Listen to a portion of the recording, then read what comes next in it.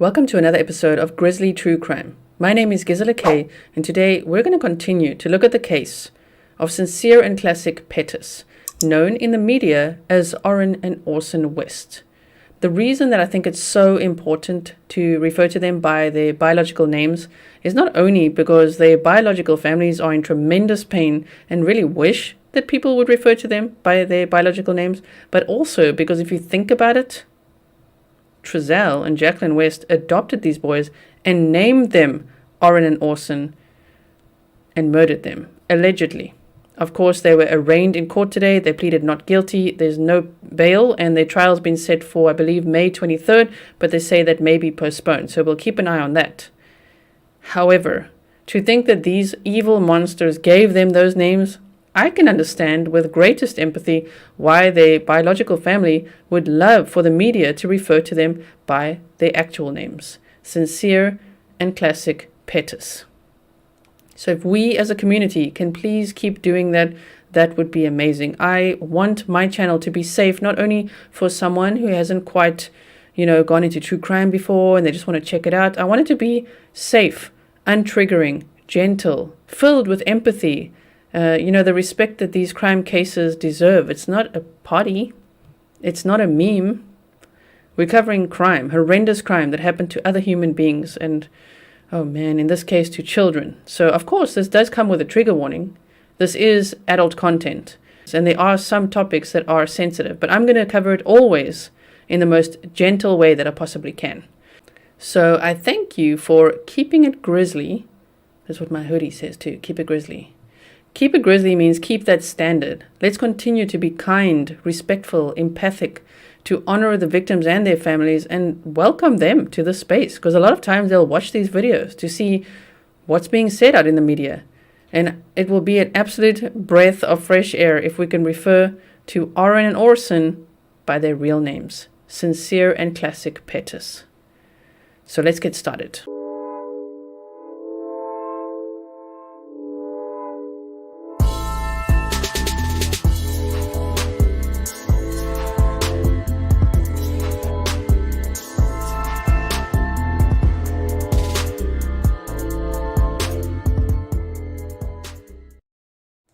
Thank you so much for joining me here today. If you are new here, then welcome to the Grizzly community. And if you're already a Grizzly, then welcome back. It's always nice to see you. If you enjoy the way that I cover true crime, please do leave your DNA on the thumbs up button. That would be amazing. And I do look forward to reading your comments as well as we cover this case. First, I'm going to show you this little thing I mentioned yesterday of what if the boys were actually adopted by Trezell and Jacqueline in September of 2020. The reason I said that was because there were some articles and some sources that I found that mentioned that. And there is actually a news clip from kget.com, one of the main news channels, it's 17 KGET, right, that covered the case and is still covering the case. They've got an extensive timeline on the case. They've updated it today. They're on the ball. But if we look at what they initially released here, when they interviewed the biological father of these boys, it becomes very interesting. Let me show you. I will link this clip below for you, and it's from around the 37-second mark. Watch this. They'll be found safe. So I don't want my kids to be deceased. I want them to come back home because my kids is all I got. After my parents go, it's just me and my kids. Charles Pettis is the biological father of Orrin and Orson, whose birth names were Classic and Sincere. The boys were removed from their biological mother's home by Child Protective Services and adopted by Trezell and Jacqueline West in September of 2020. I'm sorry, what? When? Say that again? West in September of 2020. In September of 2020? And the indictment says that the boys were murdered between the 1st and the 30th of September 2020? One more time, please. And adopted by Trezell and Jacqueline West in September of 2020. I was going through family members' phones and they were showing it and we watched the news and that's how we found out. We didn't even know that they sent them out to some different people. The West report. Did you hear that? We didn't even know that they'd sent them off to some different people. This is very important. Look. And we watched the news and that's how we found out. We didn't even know that they sent them out to some different people. The West reported Orrin and Orson missing from their... We didn't even know that they sent them off to some different people.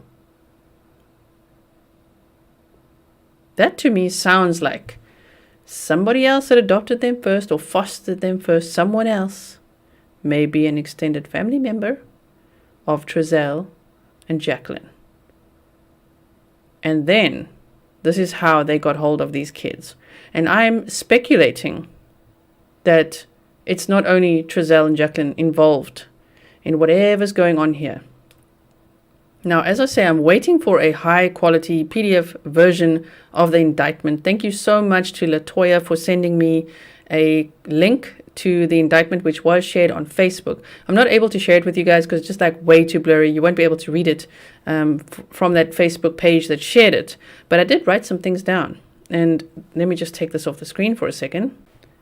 So in this indictment, it's very, very sad to read because it's more details. The more we learn, the more sinister everything really sounds. And they say that Trezell and Jacqueline murdered the boys with malice. They say with malice, afterthought, murdered. And then they list the victims. So they obviously do them separately in this indictment, but with malice, afterthought, okay, with great violence, a threat of great bodily harm, or other acts disclosing a high degree of viciousness and callousness. And then there's this little sentence that says that they also induced others to participate in the commission of the crime. Sounds like a group thing to me. It's reminding me a lot of the Kamari Holland case. If you don't know what I'm talking about, just check out my videos. I did cover the Kamari Holland case, and that was devastating to learn what really happened there. And Kamari's mother was very much involved. And they say, or Trezell and Jacqueline occupied a position of leadership or dominance in this inducing others to participate scene. That's not how they worded it, but I just wrote down some notes here. But that's what they were saying, that they were occupying a position of leadership or dominance. That sounds very, very bad. Now, the reason I also want to build on that theory is, if we look at this article from the Daily Beast, they say adoptive parents accused of murdering precious little boys months before they vanished. I mean, they are precious. I think they put them precious like that because someone else quoted it like that, but they were precious little boys. And they say 2 little boys, so just hold on for a second. Go with me here. 2 little boys in California were dead for at least 3 months before their adoptive parents reported them missing, falsely as we now know, in December of 2020, authorities announced.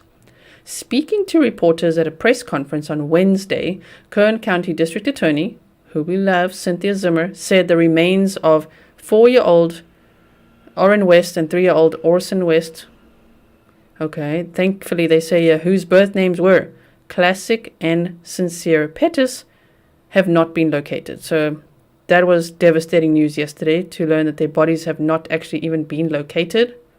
So they must have some hard evidence on these 2 monsters that did this. Now, I just want to point out the spelling of sincere here, because this, when I shared in my episode yesterday, the biological mother's little clip from, I think it was from a Facebook post of hers, that is how she spelt Sincere's name. So I've seen a lot of articles listing it as Cincere. So for the grammar, punctuation, spelling police, the reason that I spell it with an S as well is because that is how their mother actually spelt it. So I don't think that would just be a typo, especially if she's like ranting validly on social media. This is how she spelled it, Classic and Sincere Pettis, and I'm very happy to see that the Daily Beast also spelled it this way. Then they say, however, I would like to emphasize that the fact that law enforcement has not found their bodies does not preclude a murder prosecution, Zimmer said, declining to say if investigators know how they died. Trezell Philip West, so now we know his middle name too. I think that's also the name of his father. And Jacqueline Gabrielle West, 32, who took in the children as foster parents in 2018. Now, that's what they say. But as I showed you, some reports say September 2020. And here they say, following a report of abuse by an extended family member, and adopted them the following year. That extended family member sentence, I'm like, who? Is it one of their extended family members? Now, again, this will open up a whole can of worms, and I'm not here to spread conspiracy or rumor or throw anyone under the bus that shouldn't be thrown under the bus. I'm just wondering at this point, could it be true? Because this is what goes around. I can't find that evidence. If you can, please let me know. But allegedly, the mother of Trezell and the mother of Jacqueline had worked at CPS in Kern County.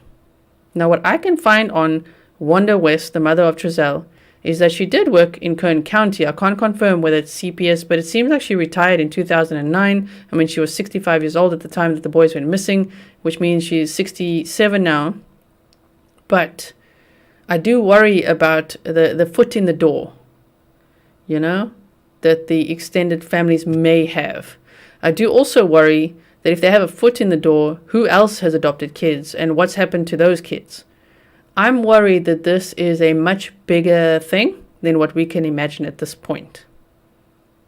I mean, I really hope not. But even the way that the indictment is worded, the fact that Wanda West had a fire at her house in June of 2020, which is rumored to be an attempt to, I don't know, burn certain things. Apparently a car seat was missing, or I don't know. I'm not going to get too much into that side of things. I'm just like, interesting, very interesting. And the fact that Trezell and Jacqueline were visiting an adult store. I mean, we don't know. That was just one time they were caught on camera. I mean, they might have gone on the day they reported they're missing. They might have gone the next day, or the next day, or every week, or we don't know their actual movements and activities. But to think that while the searches were going on, they went to visit an adult store together, that's what was on their minds. That's very, very sickening. So I really, really worry about what actually went on here. So if you want to read this entire article, I will link this below for you as well. Of course, we'll look at this timeline quickly here from KGET, where I just want to show you the update that says Trezell and Jacqueline West are due in court for the official arraignment that happened today. They plead not guilty. Could someone please, for once, just own up to what you did? I know that it would be it's kind of like them throwing their whole life away, but you took the lives of these innocent children, and what about others? What if they're involved in more cases that we don't know about? A lot of kids go missing, and people just never know what happened to them.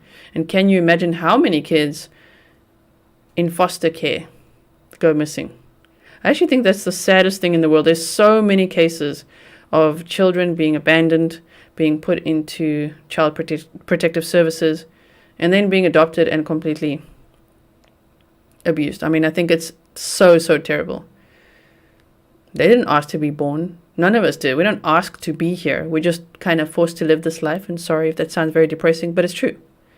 So to think that they are born into this world and then abandoned, put in these foster homes, and often in and out these foster homes, and then it's just trauma on trauma on trauma. I mean, it's terrible.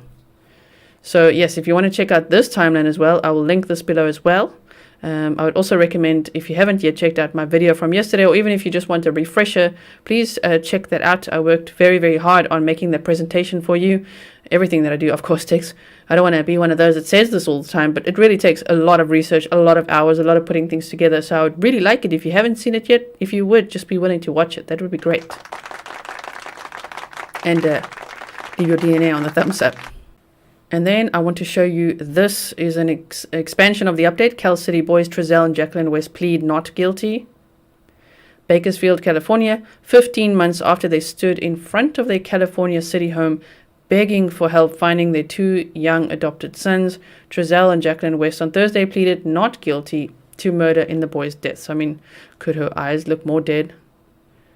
I know she spent some time, not that much time yet. She was only arrested freaking yesterday. I was going to say, I know she spent some time in jail. Whoa, this is what you look like after one day? You got a long journey ahead of you, lady. The Wests entered not guilty pleas to 2 counts of second-degree murder, 2 counts of willful cruelty to a child, and falsely reporting an emergency. They were arrested Tuesday after being indicted by a grand jury.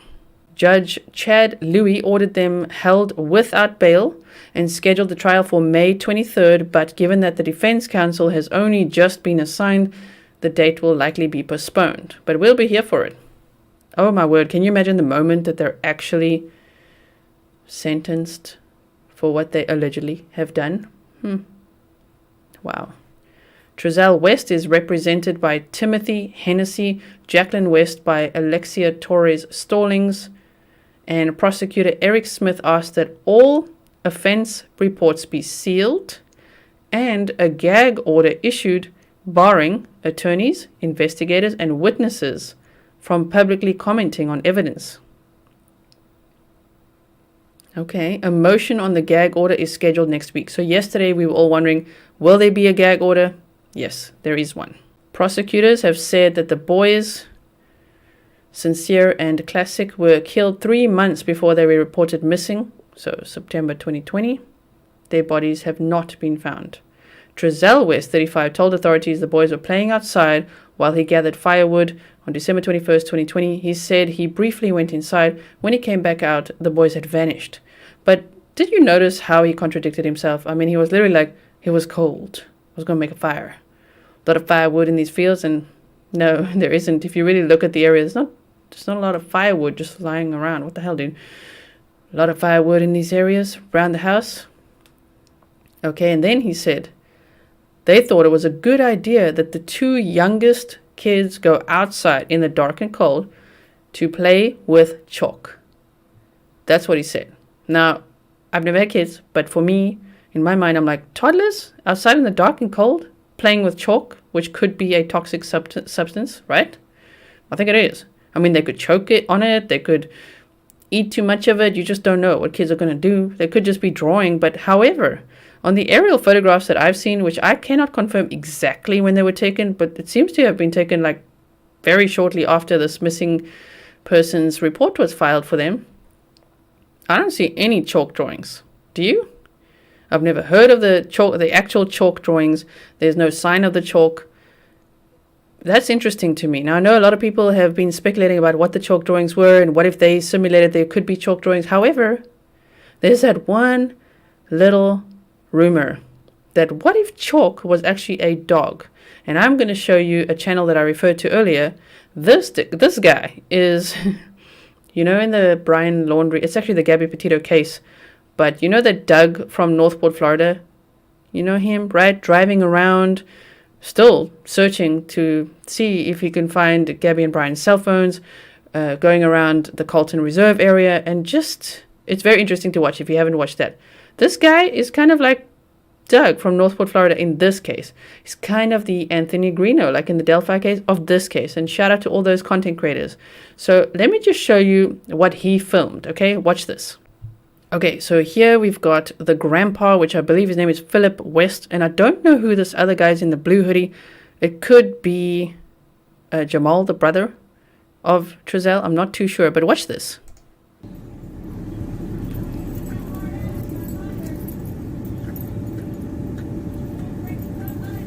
Is that dog's name Chalk? Hey, Chalk. Did you see that? Look. Watch the dog. Just watch the dog. That's all I ask. And no, the dog could respond to anything, but this guy had been talking to these guys for quite some time. There was a video before this too. There were actually quite a few people filming them and trying to get them to talk. You know, like when people were a little bit harassing the Laundries to try to get them to talk, given the situation. Same here. But this was the only time he said, hey, is that dog's name Chalk? And that's the only time the dog's ears went up and he turned his head and looked right at him. Look at this. Human help.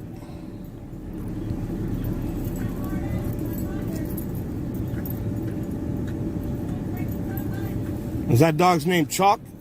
Hey, Chalk. Chalk. Did you see that? I'm going to link this guy's channel and video below as well, if you want to go check out the full video and all of his drive-alongs. He is the one that I referred to in my short video where I said that he's actually driven out to the court and he was the first source I saw where he came out and said, yep, they've got no bail. Like, all right, we're on the news. So if you want to be kind of at the front line of the news from someone who's local and following the case, I would recommend checking out his channel, definitely. Okay, and then the last thing that I want to share with you today is the 11 pages listed here. It's the lawsuit filed from the biological parents to Kern County's CPS. Thank you so much to Amy Barra for sending this to me. I really appreciate it. If you are in the United States of America, any Grizzly watching, and you find that Trezell West and Jacqueline West had any criminal records, because that's the rumor, if you find that, please send it to me. If you find any very important documents pertaining to this case or any case I cover, please send that to me. I really appreciate it. So let's go through this.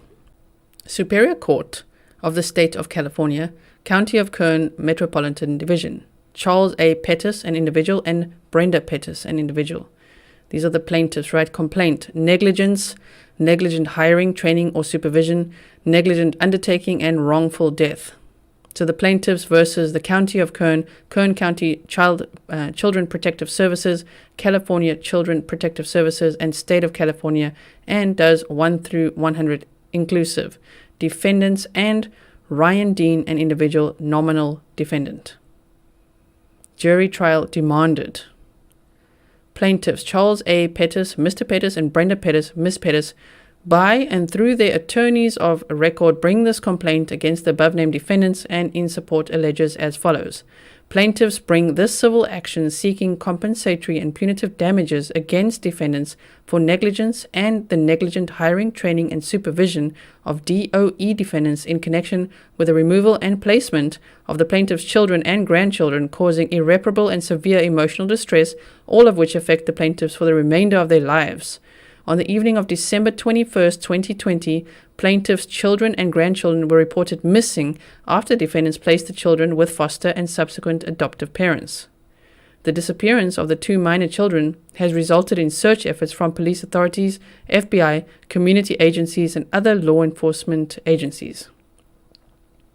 Plaintiffs have continued search efforts for over 8 months, and the 2 minor children are now presumably deceased. The defendants, the agent, employee, servant, employer, master, principal, respondent, superior, and or associate, and each of them violated policies and procedures in the removal and placement, which resulted in the negligent placement of the Pettis children and subsequently their disappearance and possible death. Parties: Mr. Charles A. Pettis is an individual and is now, and at all times mentioned in this complaint, was a resident of Kern County, California. Mr. Pettis is the father and rightful heir of Sincere, see how they spell it, and Classic Pettis, and is entitled to bring an action for the deaths of Sincere and Classic Pettis pursuant to, is that a number, 377.6 of the California Code of Civil Procedure in interest to Sincere and Classic Pettis under California Code of Civil Proceedings 37730. Miss Brenda Pettis is an individual and is now a resident of Hamilton County, Tennessee. However, at all times mentioned in this complaint was a resident of Kern County, California. Miss Pettis is the biological grandmother and rightful heir of Sincere and Classic Pettis and is entitled to bring and for the deaths of Sincere and Classic Pettis pursuant to 377.60 of the California Code of Civil Procedure in the interest to Sincere and Classic Pettis under California Code of Civil Procedures 37730. Defendant, County of Kern, and at all times herein mentioned, was a municipal corporation duly organized and existing under the laws of the State of California and situated in the State of California. The defendant's Kern County Children Protective Services was and is a government entity organized and existing under the laws of the State of California and duly licensed and authorized to do business in the State of California. Defendant California Children Protective Services was and is a government entity organized and existing under the laws of the State of California and duly licensed and authorized to do business in the State of California. Nominal defendant Ryan Dean was and is the biological mother of Sincere and Classic Pettis, and at all times mentioned in this complaint was a resident of Kern County, California, and is being named as a nominal defendant pursuant to California Code Civil Procedure 382. On June 21st, 2021, the plaintiff timely served on defendant County of Kern a tort claim in accordance with Government Code 910911.2. Defendants Kern County CPS and California CPS are, at all times herein mentioned, was an agency and department of the defendant's state of California and county of Kern. The plaintiff sues DOES 1 right, through 100, inclusive herein under fictitious names. Plaintiff does not know their true names and capacities. When a plaintiff ascertains the DOE defendant's true names and capacities, plaintiff will amend this complaint by inserting their true names and capacities. Okay, so they're just going through all of this. I know we normally go through it line by line, but I just want to, they're obviously explaining what each term is, right? So the plaintiff is informed and believes, and on the basis of that information and belief alleges that each of the defendants such herein are the agents, servants, employees, licenses, guarantees, invitees, or signees of each other, and in doing the things herein alleged acted within the course and scope of such agency, employment, guarantee, assignment, license, invitation, and or relationship, and with full knowledge and consent of the other. Okay. So let's look at the jurisdiction and venue. Jurisdiction and venue are proper in the Superior Court for the County of Kern pursuant to Section 410.10 of the Code of Civil Procedure and Section 395A of the Code of Civil Procedure, because all of the claims alleged herein arose in Kern County.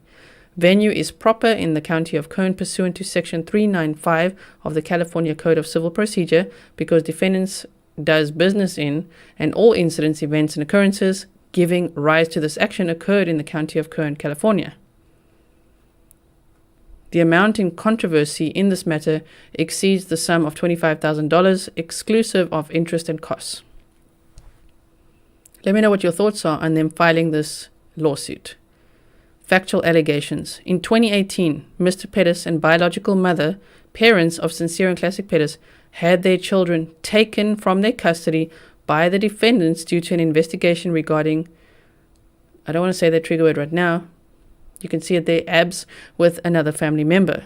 Due to an investigation regarding with another family member. The Pettis children were not being watched by a relative family member at the time of the alleged incident and was not under the supervision of any of the aforementioned plaintiffs at the time of the alleged, I'm just going to say abs for that word, okay? At the time of the defendant's investigation, there were no prior allegations of this. The biological mother did not have a criminal record nor a complicated, sullied background. However, the children were removed from their biological family's care due to the alleged incident. The strain of this investigation and the loss of their children aided in the separation of Mr. Pettis and the biological mother, and Sincere and Classic were consequently placed with a foster family. In late 2018, the defendants placed two minor children. Oh, there we go. It's right here. I should have read this first. In late 2018, the defendants placed the two minor children with Trezell and Jacqueline West.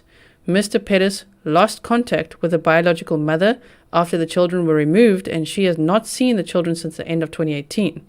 In 2019, Ms. Pettis made defendant Kern County CPS aware that she desired to take custody of her paternal grandchildren. Due to the nature of the defendant's placement process, the plaintiffs were not privy to vetting process regarding the Wests as qualified adoptive parents or the factors in which the defendants made the determination not to place the children with relative family members. Despite the defendants being aware that the plaintiffs desired to gain or regain custody, Ms. Pettis was not given custody of the children, neither was custody given to nor parental rights restored for Mr. Pettis or the biological mother. The Wests were allowed to adopt the children and subsequently changed their names to Orson and Orrin West. The West family had two biological children of their own and 4 adoptive children, including Orson and Orrin. On Monday, December 21st, 2020, the West's other 4 children were at their grandparents' home. However, Orson, Sincere, and Orrin, Classic, were at the West house with Mr. and Mrs. West, allegedly due to their young ages, 3 and 4 respectively. At approximately 4 p.m.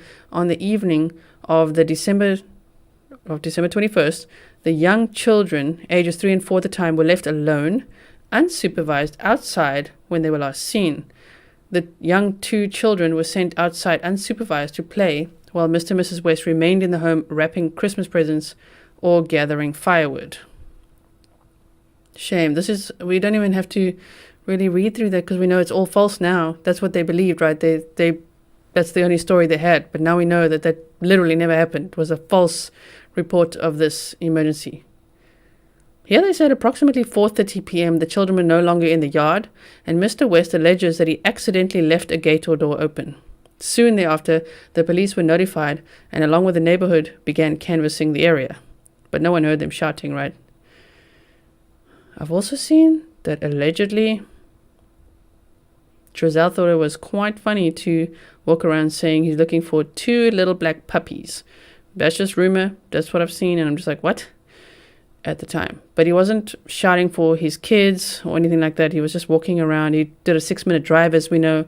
What's also interesting is that the neighbors said, yeah, they know that their camera footage is an hour out.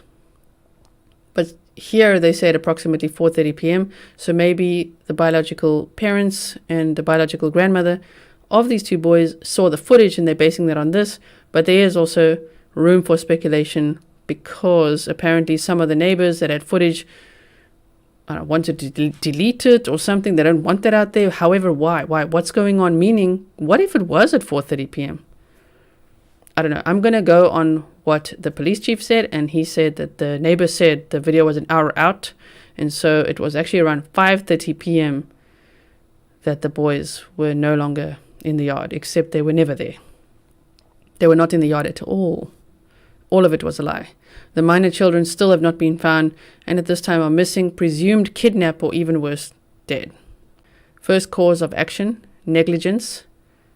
California Government Code 820 and California Common Law against all defendants and does 1 to 100.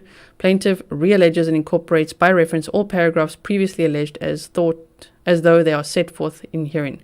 So here they say defendants had a duty to the plaintiffs to investigate the safety of both the Pettis homes, welfare of the children, and the safety of the environment, to act reasonable to ensure that the plaintiff's children and grandchildren were in safe, but negligently failed when the defendants removed the Pettis children from the care of any biological relative family members.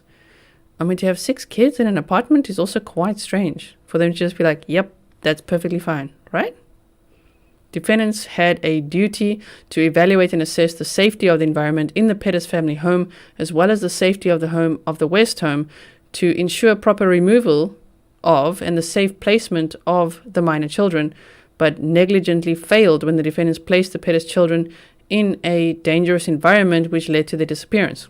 Defendants Kern County CPS and California CPS had a duty to the plaintiffs under higher standards as child protective agents to ensure that the Pettis children reside in a safe environment or with relative family members, but negligently failed to follow policy and procedure when they removed the Pettis children, did not place them with any relative family members, and placed the children in a home where they would later disappear and be presumed deceased shortly thereafter.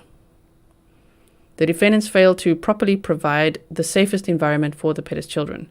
As a direct and proximate result of the negligence of the defendants as said above, plaintiffs suffered the removal and subsequent loss and disappearance of their children and grandchildren who are now missing and possibly presumed deceased. As a further direct and proximate result of the negligence of the defendants as set forth above, plaintiffs suffered severe emotional distress, and the negligence of the defendants were a substantial factor in causing plaintiffs severe emotional anguish.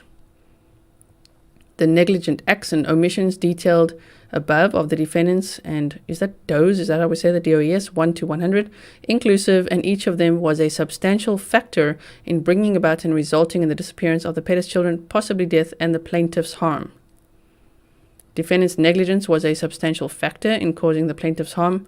As a direct and proximate cause of the aforementioned negligence, the defendants and DOEs 1 to 100 inclusive, and each of them, plaintiffs suffered and will continue to suffer extreme and severe distress, pain, anguish, and other economic and non-economic damages, including the deprivation of the children's love, companionship, comfort, care, assistance, protection, affection, and moral support in amounts to be determined at trial. And then they also have similar charges for the County of Kern, State of California, Kern County CPS. Okay, California CPS negligently hired, trained, and supervised the defendant DOES 1 to 100. The defendants failed to hire DOE defendants who were competently experienced with evaluating and assessing dangerous conditions, environments, and the best interest of the children under the purview of the defendant's agency. Defendants failed to train DOE defendants regarding how to competently investigate the background of the foster and subsequent adoptive parents to ensure a safe environment, and failed to assess and evaluate for dangerous conditions in the best interest of the minor Pettis children prior to placement. The defendants failed to supervise DOE defendants regarding the removal process of the Pettis children from the biological relatives. The defendants also failed to supervise the DOE defendants in regards to evaluating and assessing the safety of the future placement, family, and home of the minor Pettis children. The defendants should have known that DOE defendants were not adequately trained and lacked the ability to evaluate and assess dangerous conditions, and that this inadequacy, inability, or incompetence to properly investigate would pose a risk to the children in their care. I hope that this makes some waves in how things are dealt with there, right? As a direct and proximate result of DOE defendants' inadequate training or incompetence, the plaintiffs suffered the loss of their children and grandchildren, who are now missing and presumably deceased. Unfortunately, no, we know that they are deceased. As a further direct and proximate result of the negligent hiring, training, and supervision of the defendants as said above, the plaintiffs have suffered serious emotional distress, and that the negligence in the hiring, training, and supervision of the defendants was a substantial factor in causing the plaintiffs serious emotional anguish. As a result and proximate cause of the aforementioned negligence, defendants and DOEists 1 to 100 inclusive, and each of them, plaintiffs suffered and will continue to suffer extreme and severe distress, pain, anguish, and other economic and non-economic damages, including the deprivation of the children's love, companionship, comfort, care, assistance, protection, affection, and moral support. The deprivation of the children's love, comfort. I don't know why they say protection and assistance, but okay. Let's not nitpick that now. Third cause of action, negligent undertaking. Against all the defendants, the plaintiff realleges and incorporates by reference all paragraphs previously alleged as though they were set forth in full herein. The defendants voluntarily rendered services for the protection of the Pettis children. The services were of a kind that the defendants knew or should have known to be recognized as needed for protection of the Pettis children. The defendants failed to exercise reasonable care in rendering child protection.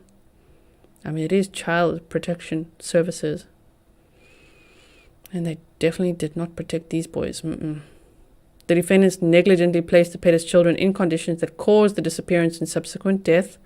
The negligent acts and omissions detailed above defendants and DOEs, DOEs 1 to 100 inclusive, and each of them was a substantial factor in bringing about and resulting in the plaintiff's injuries and losses.